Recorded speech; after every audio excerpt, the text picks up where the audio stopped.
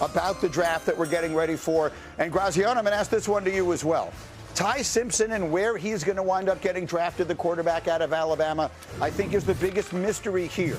All the people you talk to, and you're talking to everyone, do you get a sense he will be a first-round pick? I don't, because I just don't know what team is going to do it. I don't expect the Jets to do it at number 16.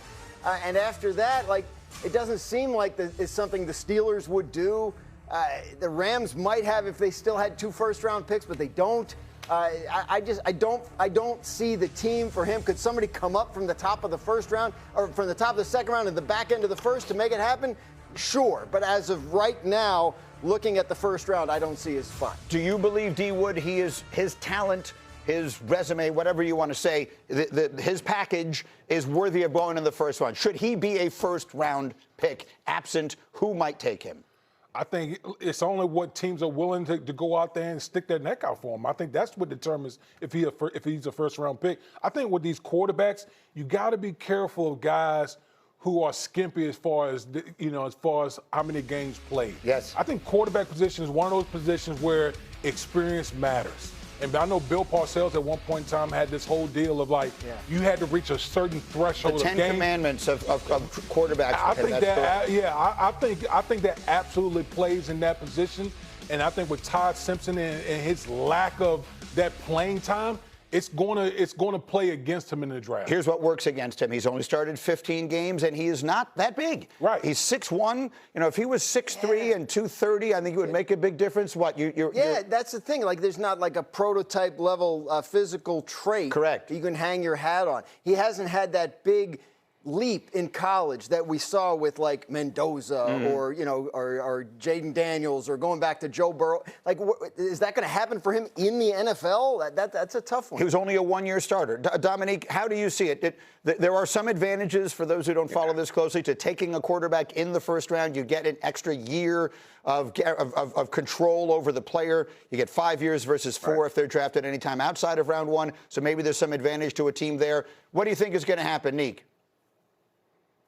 Yeah, I think he probably slides to the second round because normally for a first-round quarterback, you're going to have to hang your hat on something, describe your reason for why you selected him. It's either going to be his production or command of the offense while in college, or you're projecting based on some physical traits. And it's hard to make an argument for either of those for Ty Simpson right now, given that he's only started 15 games and he's 6'1". So I think he has a shot to win a starting job, but it's going to be from the second round would be my guess. Well, he ties into our next question, which, Dominique, is for you. The Pittsburgh Steelers are drafting 21st this year. I think they've drafted 21st every year for as long as I can remember, right? The Steelers are always drafting 21st. Should they take him? Their plan seems to be to bring back Aaron Rodgers. Their plan always seems to be try and win as many games as they can. Do you think the Steelers need to draft a quarterback in this year's draft? Yeah, I think until they find a quarterback, they need to continue to acquire quarterbacks. I'm not sure that it should be in the first round because it's pretty clear by bringing back Aaron Rodgers and still how old that defense is, they're looking to make a run. So the first round, I'm looking for someone who can contribute right away. But if he's still there in the second, or I doubt he'll still be around in the third round, I think it's worth the Steelers giving a shot and keep taking shots until they land one.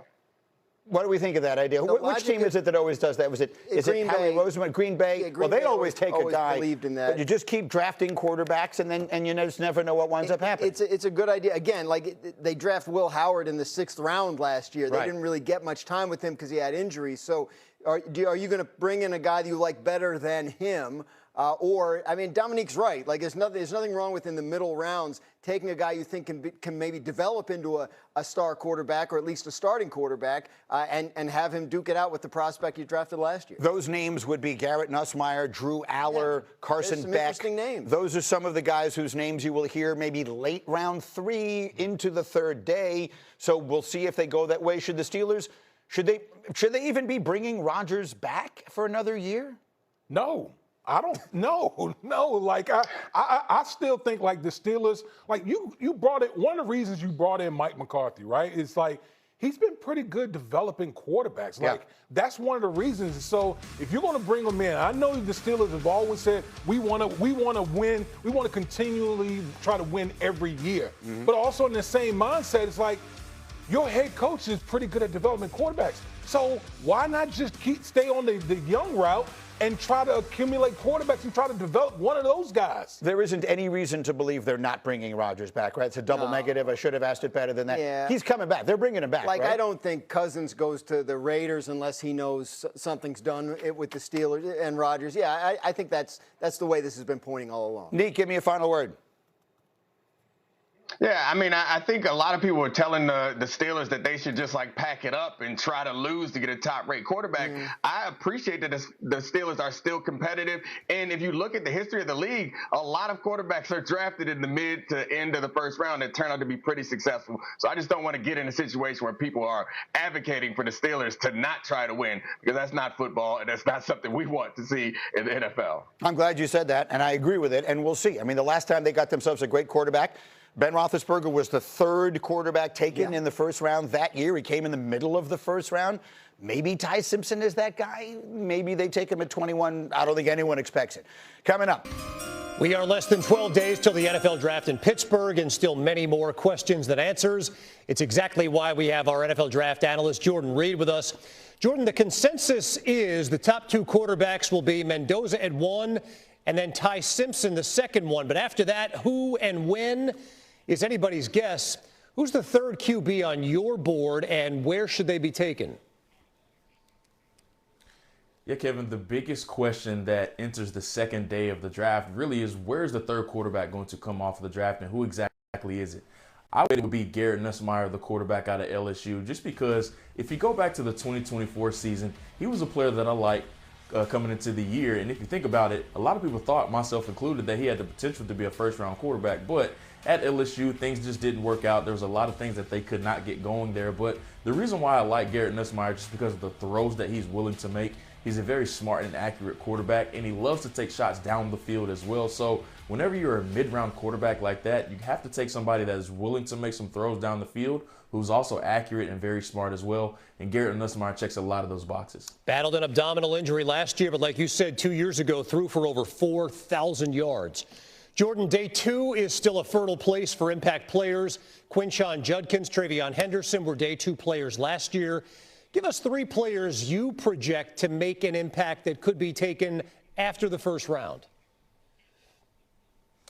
Yeah, Kevin, there's a lot of depth in this year's class, and you named 2 instant impact running backs from a season ago. How about another one this year in Notre Dame running back Jadarian Price? Jeremiah Love gets a lot of the love, and rightfully so, no pun intended right there. But the backup behind him, Jadarian Price, is another player that was a huge impact for the Fighting Irish a season ago.